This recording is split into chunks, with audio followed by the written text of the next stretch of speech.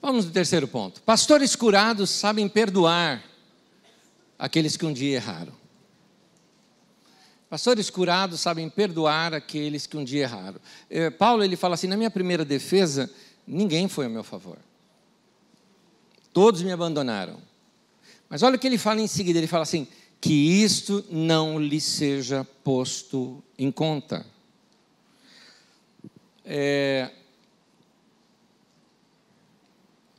Tem igreja normal, todas são, né? Sabe que Deus perdoa pecados, mas ela mesma não perdoa. Todo mundo pode errar, menos pastor. O irmão errou, pecou, fez isso, aquilo, a gente corrige e tal, dá aquele chá de banco, mas já o irmão está lá na ativa de novo. Mas pastor pecou, esquece. Não tem mais jeito. Eu gostaria de ver igrejas com ministérios restaurados, vidas restauradas. A gente precisa, porque senão nós estamos forçando a barra para sermos hipócritas. Hipócrita é mascarado, porque a palavra hipócrita vem de ator, e o ator era o cara que usava máscara. A máscara de cera, daí que vem sincero. Sincero é sem cera, sem máscara, não hipócrita.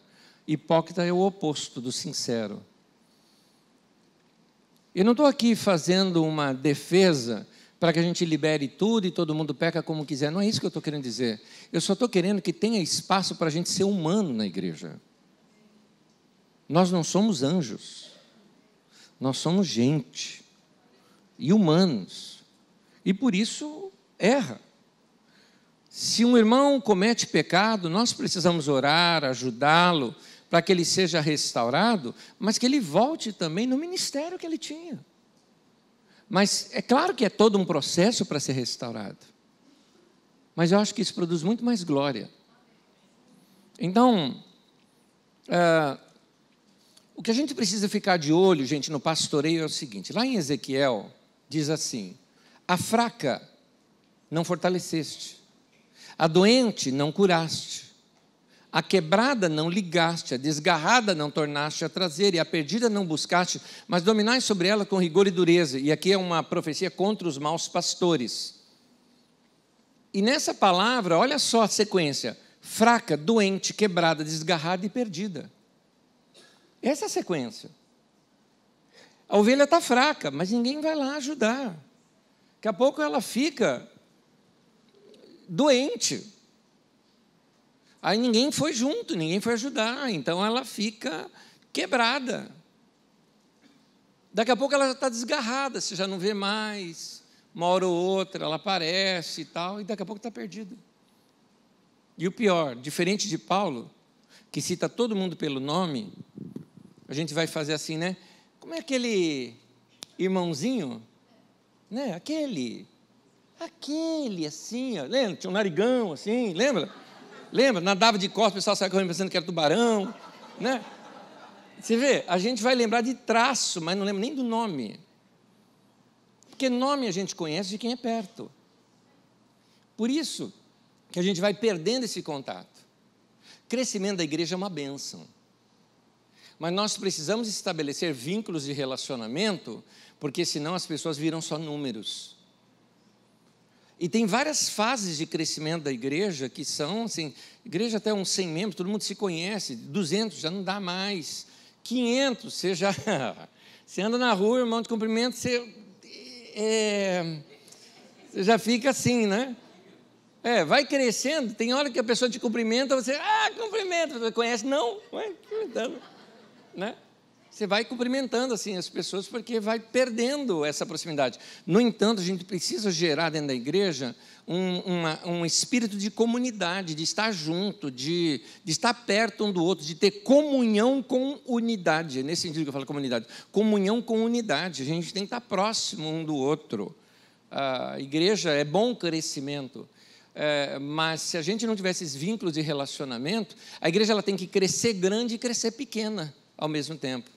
Então, meu irmão, vai cuidar de alguém, vai pastorear alguém. Gente que anda perto de você, cuida dessas pessoas. Domingo uma moça me procurou, eu tinha acabado de falar sobre estudar a palavra de Deus, aprender a palavra de Deus. Ela falou: Inês, eu sou nova convertida, você já me ensinou aqui, mas eu queria saber assim, uma melhor tradução da Bíblia para eu usar. Eu falei: gente, dá licença. Eu peguei, falei: vem comigo, vamos lá na livraria, quero te mostrar. Cheguei lá, fui lá, começamos a conversar. Nisso tinha uma moça ali muito próximo, e eu falei: vem cá você, estudando teologia, tudo mais. Eu falei: vem cá, está aqui, ó, uma ovelha, está aqui uma pastora, pronto, casado. Cuida dela, você esteja perto dela. Esse relacionamento é necessário. Não dá para cuidar de todo mundo assim de perto, não dá para conhecer o nome de todo mundo na nossa comunidade. Nós somos agora em torno de 4.500 membros lá na nossa igreja. Como é que eu vou saber o nome de todo mundo? Não tem jeito. O pessoal comenta: oi, você oi. Eu não sei. Eu decoro o rosto, mas não dá, né? Mas a igreja, ela precisa ser uma comunidade terapêutica. A igreja precisa ser um lugar onde as pessoas se sintam acolhidas, lugar de cura. Nossa comunidade, a gente, lá atrás, deram um apelido para ela, lá atrás. E eu mantenho esse apelido até hoje para quem chega no meio da nossa comunidade. Quando eu falo comunidade, sei que aqui no Rio, quando falam comunidade, você se refere às favelas, né? Não é? Tanto que lá, a nossa igreja é comunidade carisma. Agora a gente só está usando só carisma, porque favela, carisma, não fica legal. Lá a gente chama de área livre, aqui se chama de comunidade, né? Como é que eu vou chamar, então, esse grupo de pessoas? Como é que você chama aqui? Ah, você também é comunidade? Ah, é nós, mano. Certo. É nós. Aí, nós temos que ser uma comunidade terapêutica. Nós temos que ser um lugar onde as pessoas se sintam acolhidas. Então, um apelido que ficou lá atrás para a gente foi Caverna de Adulão. Por que Caverna de Adulão? Caverna de Adulão é aquele lugar onde Davi, quando estava sendo perseguido por Saul, fugiu e se escondeu lá. Mas diz o texto da Bíblia Sagrada que foi lá que se iniciou o exército de Davi. Porque se uniu a Davi todos aqueles que eram amargurado, endividado, perseguido, foram todos lá para a Caverna de Adulão. Quando chega a gente assim, fala: estou desviado. Falei: vem, está desviado, aqui é o lugar. Aqui é o lugar. Teve até uma pessoa que falou: na carência só vai gente desviada. Eu falei: é só para desviado mesmo, crente eu não quero. É só desviado. Porque até teve um tempo atrás que a gente até falava o seguinte: a Carisma é uma igreja para quem não gosta de igreja. O cara que é muito crentão, tudo mais, não vai gostar, não. Não gosta. O cara que é muito crentão, chega lá, o pastor está de tênis. Né? Não é legal. Chama Anésio. Fala: eu não fico. Eu fico.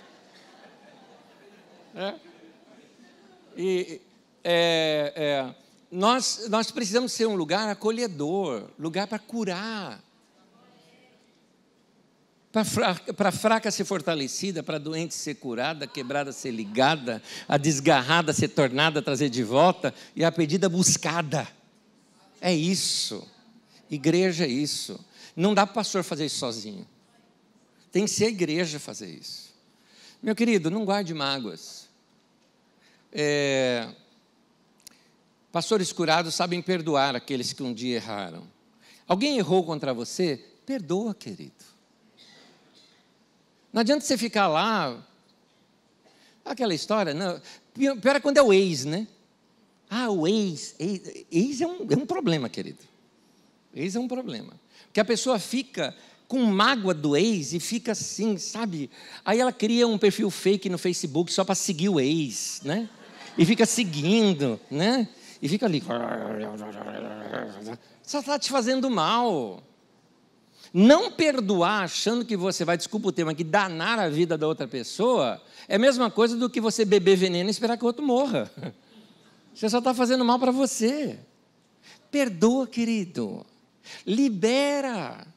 Carregou mágoa no coração, libera. A mochila está pesada, libera isso daí. Sabe, é encrenca, joga fora, sabe? Desculpa a brincadeira aqui, mas se eis a ser essas coisas, não fosse coisa boa, Jesus não mandava mal próximo, entendeu?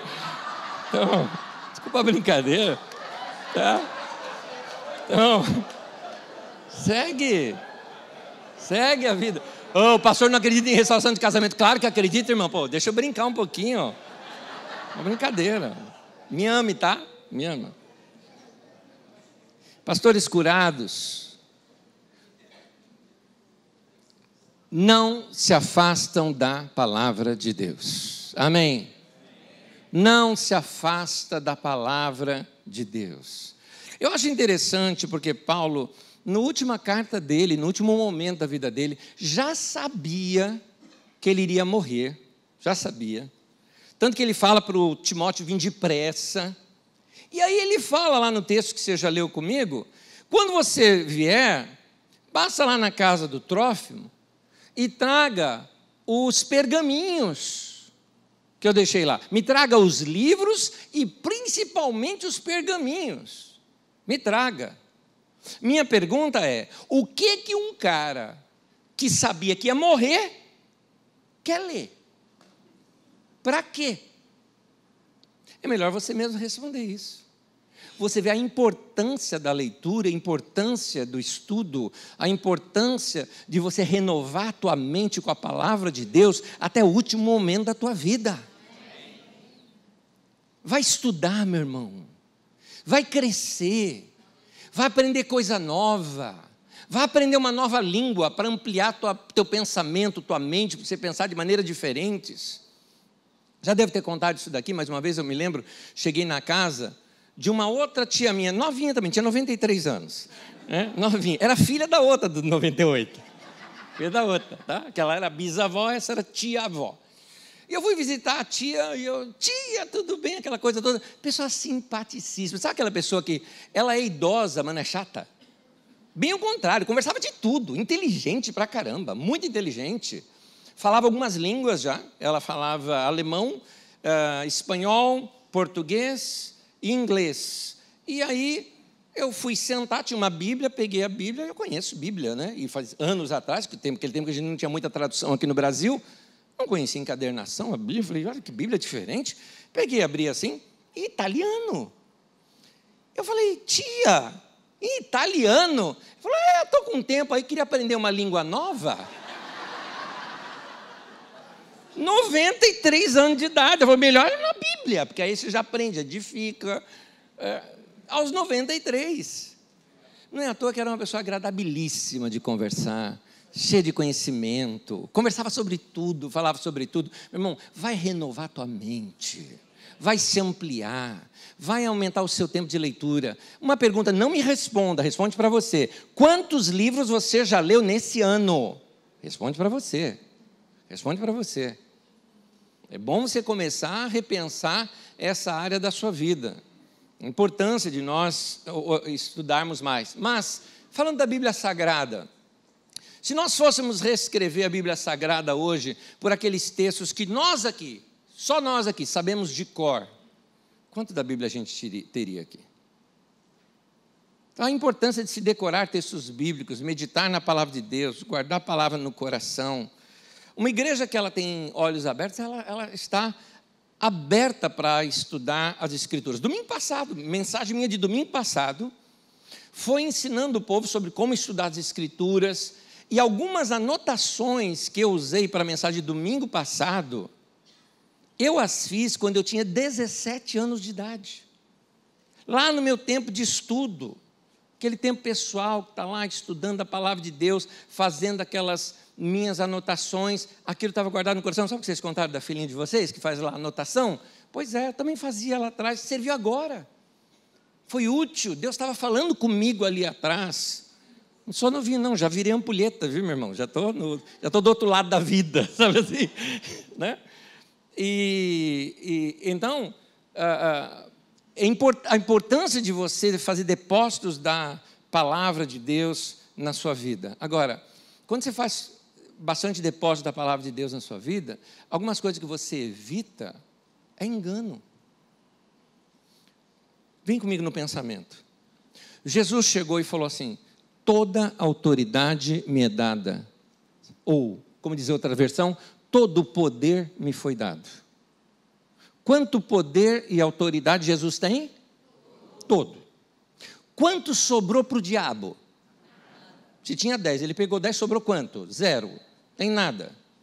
Quanto então poder o diabo pode ter sobre a tua vida? Nenhum. A não ser que você dê para ele. Porque Jesus falou, toda autoridade me é dada, portanto ide, ele transferiu para nós. Mas como ele pode pegar isso de você? Pelo engano. Quem está enganado não sabe que está enganado. Quem está enganado está no escuro, e a palavra de Deus é que lança luz. A falta da palavra te possibilita o engano, que possibilita você não saber. E não sabendo, o meu povo é destruído porque lhe falta o conhecimento. Então, pensando nisso, veja esse texto aqui comigo. 2 Coríntios 11, versículo 3. Se prepara, Flamengo, foi 1-0, aqui vai ser 11-3, olha lá. Ó. Mas receio que, assim como a serpente enganou a Eva com a sua astúcia, assim também seja corrompida a vossa mente e se aparte da simplicidade e pureza devida a Cristo. Ele mostra claramente que a gente perde a nossa pureza quando tem mistura. Quando você perde a pureza, quando você perdeu a mistura, quando você tem mistura, você perdeu a pureza. Isso acontece pelo engano. Agora, o que a gente não percebe é que o texto, apesar de citar ali a serpente, é só uma comparação. O texto não está falando do diabo. Leia você depois em casa. 2 Coríntios 11 inteirinho, ele está falando de falsos apóstolos. Falso ensinamento. Paulo está falando de falsos apóstolos, de falso ensinamento. Gente que está ensinando a palavra, mas está ensinando errado. E ele fala, eu tenho um receio que a sua mente seja corrompida por causa do engano que veio junto. Como é que eu posso saber quando uma coisa é falsa? Chegaram para um homem que cuidava de notas falsas na Polícia Federal e perguntou para ele, rapaz, como é que você identifica uma nota falsa? Porque é difícil, né? Ele falou, não tem como você identificar a falsa pela falsa em si. Porque é tanta variedade, é tanta maneira diferente de fazer notas que não tem como você saber. Então como é que você faz? Ah, meu caso é que eu conheço bem a verdadeira. Quando você conhece bem a verdadeira, você identificou a falsa. Você fala, não parece com a verdadeira. Quando você anda com Deus, querido, Jesus falou, minhas ovelhas ouvem minha voz e a conhecem. Ah, Deus me falou. Você fala, não parece Deus isso aí. Não é meu pai, não. Meu pai não fala essas coisas aí, não. Então você começa a discernir. Discernimento é separação de coisas. Discernimento é aquilo. Alguns de vocês devem se lembrar disso lá. Eu estou falando da minha infância, da minha avó. A gente ia lá, quando ia comprar feijão, pegava uns negócios assim, que enfiava lá no armazém, alguma coisa assim que tinha. Enfiava lá, punha no saco assim. Depois chegava em casa, punha em cima da mesa e tinha que separar o feijão, né? Eu não sei como é que é os nomes aqui. Lá chamava caruncho, né? Que era... Bom, minha avó era da Bahia, então deve ser esse nome lá da Bahia. Caruncho, pedra que vinha, tal, e aqui o bom, o ruim e o bom, o ruim e o bom. Essa atitude de separar, isso é discernimento. Isso me serve, isso não me serve, isso me serve, isso não me serve. Significa que eu não vou comer o ruim, mas também não vou jogar fora o bom. Não vou jogar fora o bebê junto com a água suja do banho. Eu vou separar bem as coisas, né? Eu vou saber separar bem as coisas. Então, mas o que é que vai levar a igreja a isso? Uma igreja que conhece a palavra de Deus. Gente, vão ler as Escrituras. Vão ter tempo de leitura das Escrituras. Façam leituras diárias das Escrituras Sagradas. Faz isso. Amém. Amém.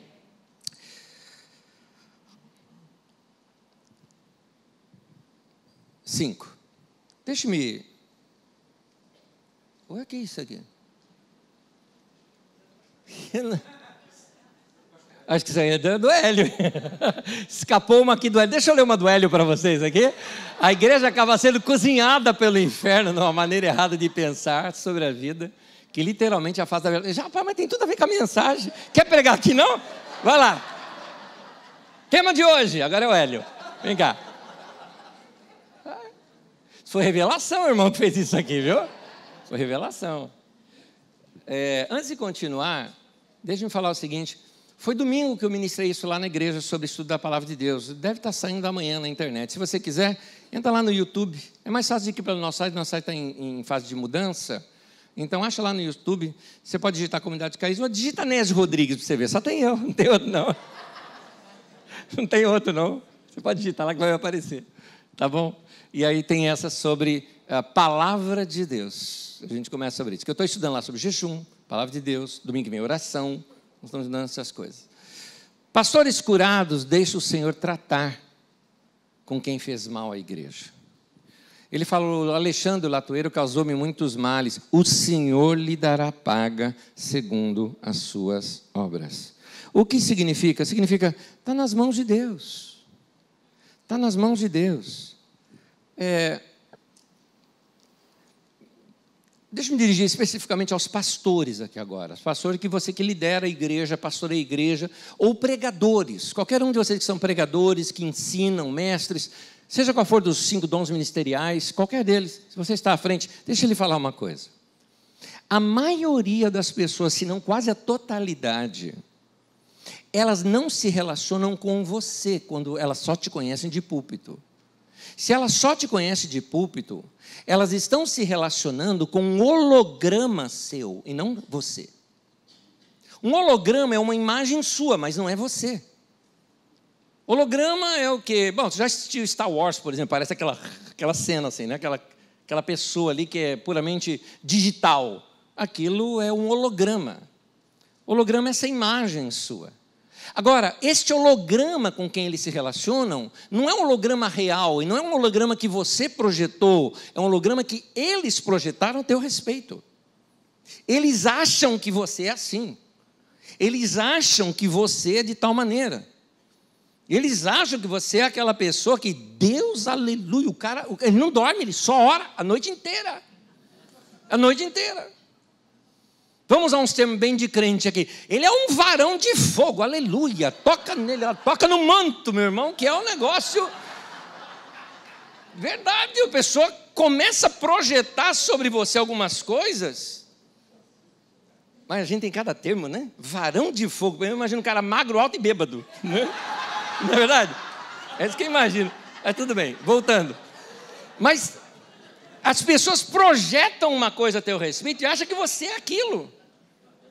E quando você mostra que você não é aquilo, eles se decepcionam.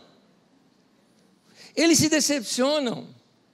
Então, por isso que eu estou dizendo, deixa Deus tratar. Não liga não, meu irmão. Mas ele decepcionou alguém, está falando mal. Deixa falar mal. Deixa lá. Deixa eu te contar uma coisa. Saul, diz a palavra de Deus que ele estava endemoniado.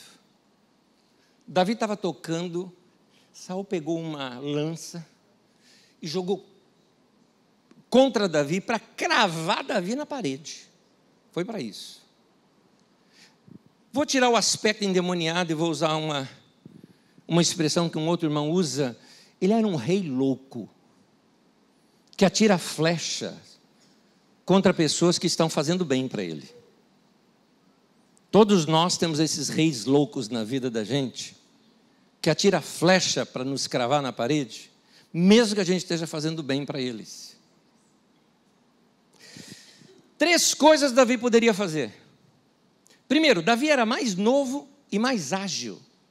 Ele poderia rapidamente ter se desviado, pego aqui, a flecha virou e ataca e crava o cara. E mata o Saul. Se Davi fizesse isso, quem seria Davi? Rei Saul II. Ele seria a mesma coisa que o Saul.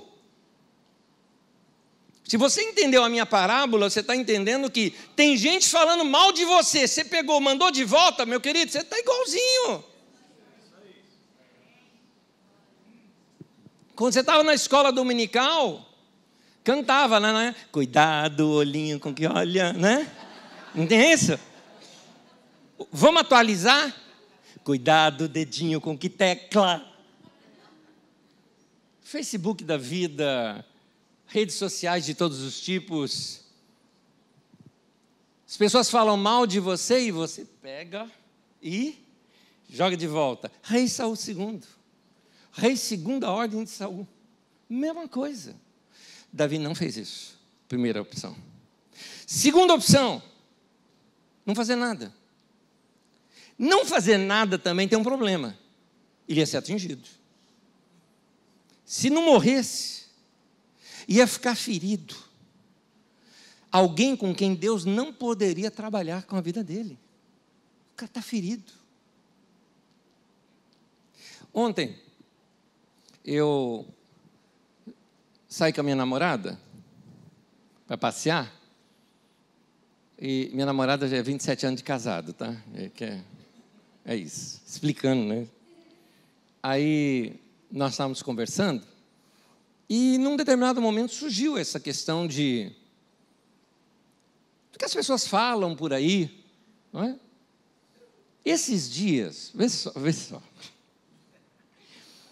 Saiu uma lista, esses dias nada, há 6 anos atrás, saiu uma lista na internet de quanto cada pastor cobra para pregar fora. Um indivíduo, filho de Nabucodonosor,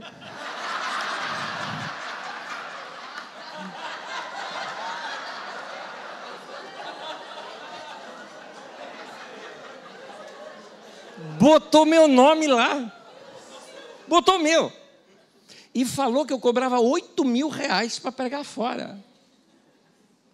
Ele está aqui, qualquer outro pastor, eu desafio qualquer um que quiser falar qualquer coisa, sabe que eu não faço isso. Não faço isso mesmo. Não mesmo. Né? Mas sabe quando você tem aquela vontade, né? De ligar para o indivíduo e falar um monte, né? Vai tomar água no Poço de Betesda, aqueles, né?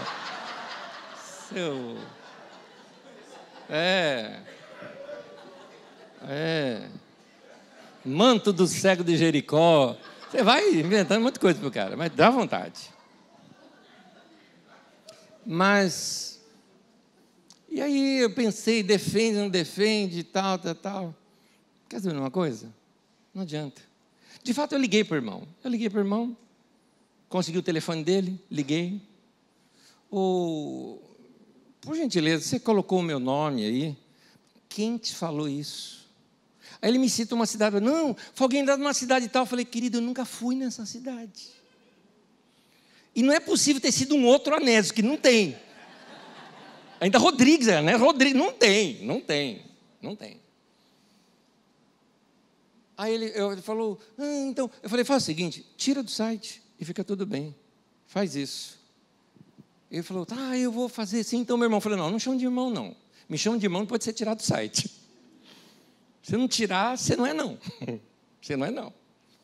Agora tem o seguinte, hoje você conversa comigo. A Bíblia me proíbe eu levar a juízo um outro irmão. Ela me manda eu chamar uma pessoa mais idônea. Então, nesse caso, eu não vou te processar se você é meu irmão. Mas se você não é meu irmão, amanhã meu advogado está ligando para você, porque você não é meu irmão. Então, tira. Ele falou, tirou, mas na internet caiu. Você já viu? Semana passada apareceu de novo. 6 anos atrás isso. Eu podia ter atualizado, de 8 para 16 agora, né? Podia pelo menos ter atualizado. Daqui a pouco eu estou pagando na próxima. Do jeito que o real desvaloriza, eu vou estar pagando, né? Vai ter essas coisas. Eu estava conversando isso com a minha esposa, e eu falei assim para ela, querida, ali eu aprendi algo, que eu fiz algo assim. Alguém falou, Anésio, falaram mal, falou, não me conta. Não me conta porque a inocência é uma bênção. A inocência é uma bênção. E aí você não sabendo de nada, você pronto, trata todo mundo muito bem. E acabou. Então não fique atrás do que estão falando com você. faça igual Davi fez. Eu falei as duas coisas que ele poderia ter feito e não fez. A terceira foi a que ele fez. O que é que Davi fez? Se desviou. Atiraram flecha contra você? Se desvia, querido. Se desvia. Sai fora. Cai fora disso. Tem algumas coisas, entenda bem, Golias, a Bíblia manda você enfrentar. Mas flecha tirada de rei louco, a Bíblia manda você fugir dela. Então foge. Fica longe. Não ouve nada. Ah, mas estão falando de mim. Deleta. Tem uma tecla tão boa aqui, né? Deleta. Apaga. É fora. Então, vamos tornar a nossa vida mais leve, não é mesmo, queridos? A vida é boa, tem tão pouco tempo a viver. Pastor, você acha que você vai morrer? Que eu viva mais 50 anos. O que é 50 anos de... Né? É pouco tempo, né? Já estou com 51, ir para 101, meu Deus do céu, é muita coisa. Né? Mas, assim, o que é isso em termos de eternidade? É nada. A vida corre como um atleta, o nosso tempo, como diz o texto de Jó. Então, vamos aprender a deixar para lá. Não é? Alguém falou mal, se abençoa. Não é? A pessoa apertou lá a campainha do ônibus e ficou... Você abre a porta aí, abençoa quando entra aí, abençoa quando sai. Né? Fala, vai, meu irmão, vai com Deus. Né? Vai. Ok. Pastores curados sabem que o Senhor está com eles. No texto ele fala que o Senhor me assistiu, o Senhor me revestiu de força, diz Paulo. E ele fala até mesmo que a pregação do Evangelho cresceu por ele estar ali, daquela maneira. E ele ainda diz, fui libertado da boca do leão. Não é imposto de renda isso não, viu gente? Não é imposto de renda. Imposto de renda você tem que... Esse leão você tem que pagar, tá? Aqui é o diabo. E aqui diz o texto ainda, o Senhor me livrará também de toda obra maligna e me levará a salvo para o seu reino celestial. Essa é a obra de Deus. O Senhor jamais abandona. Ele é aquele que passeia no meio dos candeeiros, diz a palavra de Deus. Ele está no meio, Ele está com a gente. Alguns homens de Deus, algumas mulheres de Deus foram abandonados por pessoas, mas Deus nunca os abandonou. Há momentos de deserto na vida da gente, inclusive na vida da igreja. Tem deserto, não é só a vida pessoal, às vezes a vida da igreja. Tem épocas da vida da igreja que parece que tudo dá um tempo, parece que para o crescimento, para tudo. E você fala, meu Deus, isso é um deserto. Para que isso? Eu te falo para quê. Diz aqui, recordar-te-ás de todo o caminho pelo qual o Senhor, o teu Deus, te guiou no deserto, esses 40 anos, para te humilhar, para te provar, para saber o que estava no teu coração, se guardarias ou não os seus mandamentos. Ué, mas Deus não sabia? Sabia. Mas por que ele fala ali que Deus provou para saber o que estava no teu coração? Para você saber, indivíduo. Deus sabe. Mas ele, em outras palavras, está dizendo, você se enxerga. Reconheça seus erros. Veja suas dificuldades. Saiba suas limitações. Saiba os limites do teu ministério. Paulo fala dos dele. Saiba onde você foi chamado para atuar, onde você não foi chamado para atuar. Seja honesto, seja sincero. Seja assim. O deserto faz a gente valorizar essas coisas no coração. Amém? 7. Pastores curados vivem intensamente para Deus. O texto fala assim, procura vir depressa. Vem antes do inverno. No inverno não ia ter navegação e o Timóteo podia chegar tarde demais. Que lição eu tiro daqui? Eu tiro daqui algumas lições, meu querido, que assim, o vem ter comigo depressa, está dizendo que às vezes, algumas situações na vida da gente, a gente vai perceber que Deus está com pressa das coisas que a gente deve fazer. E se está enrolando muito, o tempo está passando. Tem coisa, meu querido, que tem que ser feita antes do inverno. Tem coisa que tem que ser feita antes de alguma outra coisa que está aí vindo acontecer. E a gente tem que perceber essas coisas. Tem hora que a gente tem que acelerar o nosso passo, acelerar a nossa vida. Até quando você vai ficar aí só aprendendo? Está na hora de crescer um pouco mais. Você precisa aprender mais, então acelera o processo de aprendizagem. Vai ler mais, vai ter mais tempo agora. Você vai precisar cortar algumas coisas na sua vida, porque você simplesmente não tem mais tempo para isso. Tem hora que a gente precisa de algo chamado dedicação. Tem hora que a gente não pode perder as oportunidades que Deus está dando para a igreja. De novo, quero dirigir aqui aos pastores. Irmãos queridos, preste atenção quando Deus faz algo novo no meio da igreja. Preste atenção. Rick Warren, pastor lá na Saddleback Church, ali na Califórnia, como eles lidam muito com surfista, ele usou a seguinte expressão. Ele fala o seguinte: o segredo de um bom surfista não é só saber surfar. O grande segredo é ele saber pegar a onda certa. Esse é o grande segredo. O cara sabe a onda que tem que pegar. Meu querido, está vindo uma onda, entra nela. Deus está fazendo um mover no meio da tua igreja, se dedica àquilo. Vocês já perceberam que há tempos na igreja que Deus chama a igreja mais para oração, épocas mais para o arrependimento, épocas mais para o estudo da palavra? Perceba essas ondas de Deus e entra nela. E se eu perder? Se você perder, meu querido, vai ficar boiando lá no mar, boiando, né? Esperando alguma coisa acontecer, né? E fica lá o tempo todo, nada acontece, aqueles cultos que vão, não acontece nada, até que outra onda. Não tem como criar onda, é Deus que cria. Então, igreja, presta atenção, traga isso para a tua vida pessoal. O que é que Deus está falando com você? Lembra do texto que diz: quem tem ouvidos para ouvir, ouça o que o Espírito está falando às igrejas. E eu te pergunto, o que o Espírito está falando com você? Com você. Qual é esse momento da tua vida? Qual é essa onda na tua vida? Qual é esse tempo na tua vida? Apressa, querido, antes do inverno. Em outras palavras, aqui na nossa figura de linguagem, apressa antes que a onda vá embora. Faz isso. Porque senão você perdeu tempo. E tem um tempo as coisas na sua vida. Você perdeu aquele tempo, você tem que esperar, meu querido, o próximo ciclo terminar. Aí você fica lá boiando nesse tempo aí, aguardando alguma coisa acontecer na tua vida. Então desperta você. Amém? Desperta, acorda logo, vai fazer o que Deus está falando para você fazer. Tem que se arrepender de algo, se arrepende, tem que mudar, muda. Tem que estudar mais, estuda. Tem que aprender uma coisa nova, aprende. Ah, Deus está me chamando para fazer uma coisa lá no exterior. Ué, você já tem passaporte? Não. Então você não... nem o básico você não tem. Vai lá, vai atrás. Entende? Se desperta. Trabalha isso na sua vida. 8º e último. Pastores curados entregam ao Senhor a glória que pertence a Ele. Vamos falar juntos isso?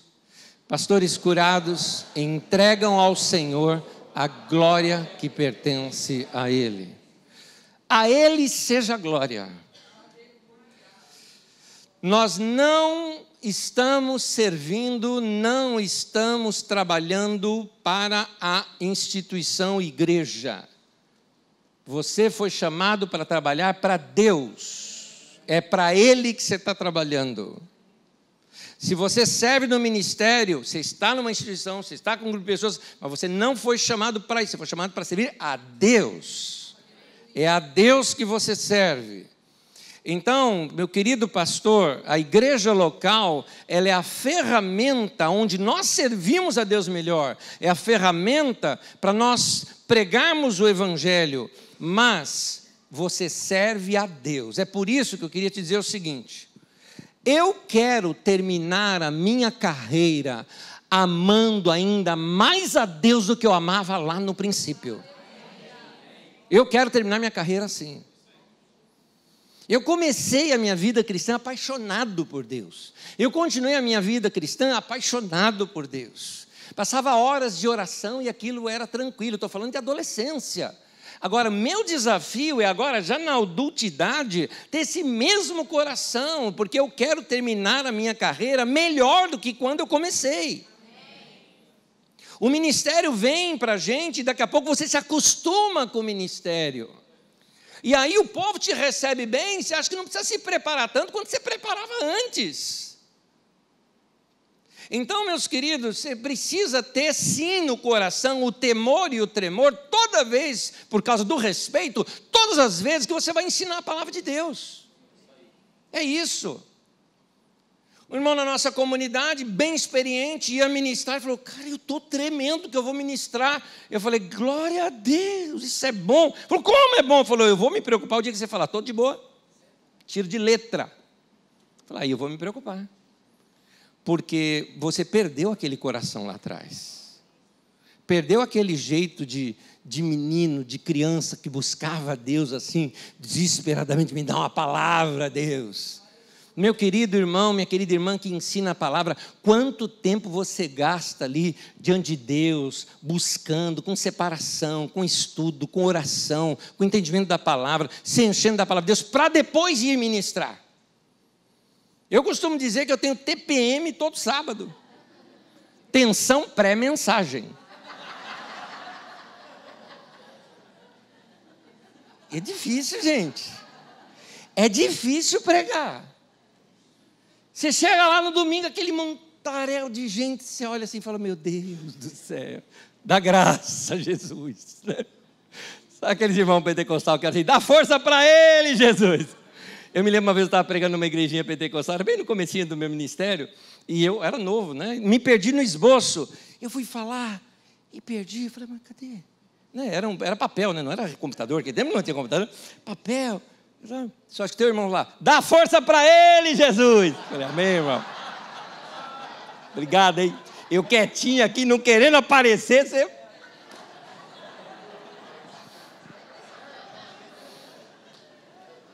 Meu irmão, minha irmã, que nenhuma surpresa na nossa estrada, no nosso caminhar, nos faça perder o nosso coração para Deus.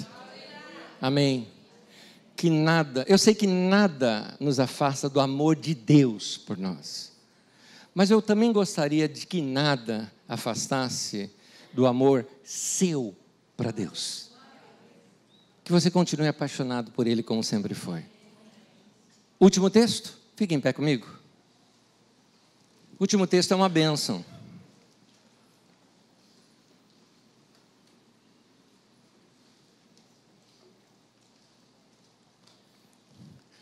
Últimas palavras de Paulo apóstolo, escritas aqui na terra.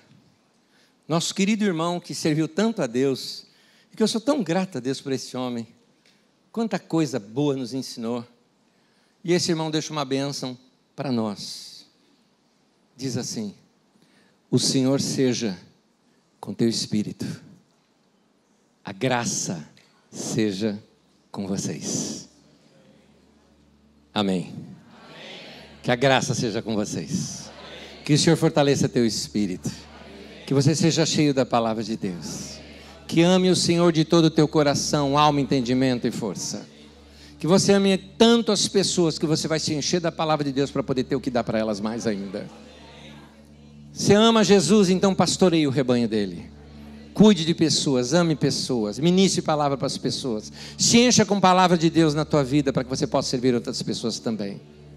Seja dada a porção dobrada do Espírito de Deus sobre vocês. Em nome de Jesus. Amém, amém, amém. Prazer, queridos.